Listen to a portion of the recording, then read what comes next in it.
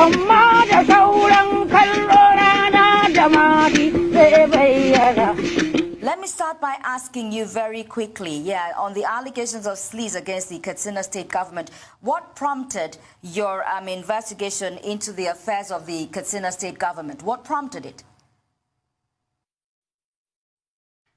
Well, I think it has a constitutional root.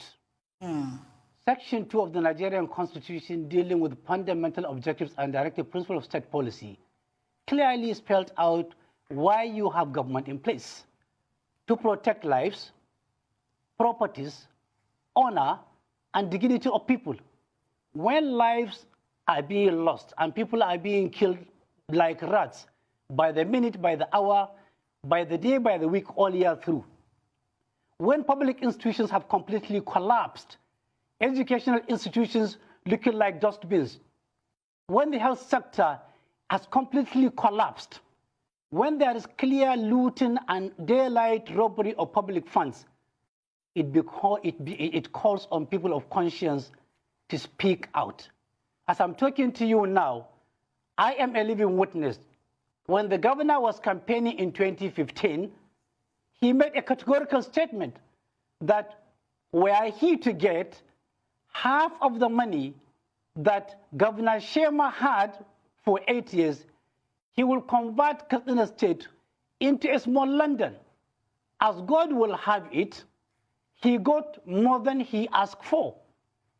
Between June 2015 to April 2020, Masari government got 1,230 billion as an income from Federation account, from ecological fund, from IGR, internally generated revenue, from intervention of CBN, intervention of federal government, from Paris Club refund, from selling and disposing of all public assets of Katsina State, and from such other sources, 1,230 billion within 59 months. Go down back memory lane, Omar Musa Adua, the governor who presided over Katsina for 8 years, plus Shema, put together, got only 1.1 trillion naira in 16 years. Therefore, there is no excuse for seeing Katsina State in a pathetic, dilapidated, sad, and irresponsible state of despair, despondency, crisis. We are harvesting death every minute. Just yesterday, 16 people were killed in a village. In spite of the more than enough available, 8 local governments have now been taken over by bandits. In spite of the more than what is available on ground, 30,000 retirees from public service have not collected their gratuities. In spite of the more than enough, from 2016 to date, less than 20% of students got their scholarship awards. In spite of what is enough to take up to the greater heights, our roads are dilapidated. The state is indebted currently to over 280 billion naira.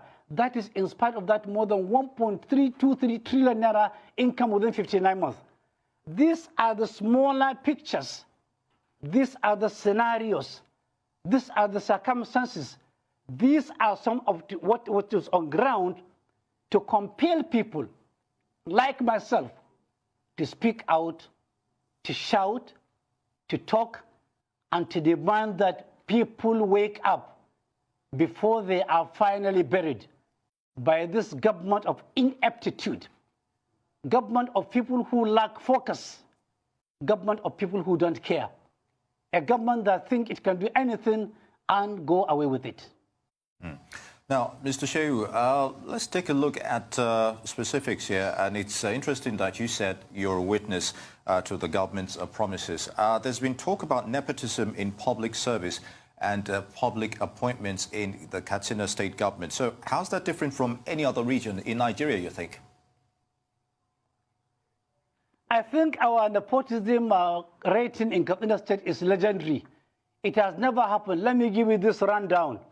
As I'm talking to you now, over 16 permanent secretaries who had served their legitimate 35 years in service, who had retired and have collected their pension and are collecting their gratuity, have suddenly been brought back into public service as permanent secretaries, thus collecting a monthly salary, collecting their gratuity every month, collecting their pension every month, having paid their gratuity long ago. Why are they back? It is because they have been participants in the past looting, and being out of the system will not be safe for the current manager of the Nigerian economy, of the Katsina state economy. Secondly, they are also back because they have the permanence, they have the secretary to the government and the governor as people who are either their blood relations, or they are personal friends, or they are own partners in crime. Therefore, keeping them longer outside the system of government will not be safe for them and will be giving the governor and the SSG sleepless nights. Number two, where you have a cashier, there is a cashier called Masaudu. He was a cashier in the government house for 6 years. During his reign as the cashier, he was the closest person to the SSG. And by the last count, they have withdrawn in cash within the period of 5 years over 40 billion naira, with Masaudi's name appearing at every cash collection in tranches of 10 million, 10 million, 10 million over the last 5 years. Therefore, keeping Masaudu at a distance will not be safe. Therefore, what they did is now, they transferred Masaudu back to another department in the governor's house, in the governor's office, under the power generation project. He was at the local government ministry as a cashier, and you could see what he did. Within a day, he will go to the bank 25 times. Access Bank has a branch in Katsina, has a branch in Daura, has a branch in Malumfashi, has a branch in Funtua. Now, in a kind of unbelievable behind-the-scene power, you will see in bank statement the same cashier, Masaudu, have visited Malumfashi with 20 checks of 10 million naira, let's say on 1st January, and he has cashed them. In the same day, he has been to Daura with 32 checks of 10 million naira, cashed them. In the same day, he was in Katsina Central with 28 checks of 10 million naira, cashed them. And in one British in Malumfashi, all on the same bank statements, such that in one day, he will collect 1 billion naira cash.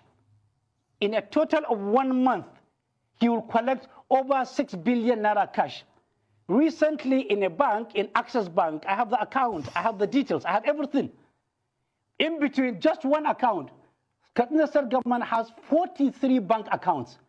In just one account, in 5 years, Masaudu Aliyu collected 11 billion 498 million in cash.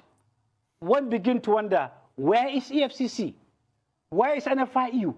Where is the central bank? Where is NDIC? Where are all other financial regulating organizations when this nonsense is happening?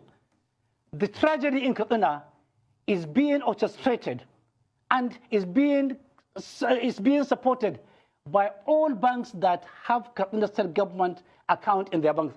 They are complicit. They are conniving with government officials to steal people's money for selfish and irresponsible reasons. I will go further again. You have somebody who is just on level 10. Just last week, there were appointments. And incidentally, of the appointment of permanent secretaries, 4 of them are officers below the level 12. But they were upgraded against all clarion calls. Now they are permanent secretaries in court. What will happen to the psychology of their colleagues? What will happen to the psychology of their seniors? What will happen to the psychology of the entire public servants? It is the same system where in the last 9 years, there are people who are called casuals. It is against the level in Nigeria. There are people who are still earning 5,000 naira in Katsina. Amma da sauran kallo rana da mati zai bayyana.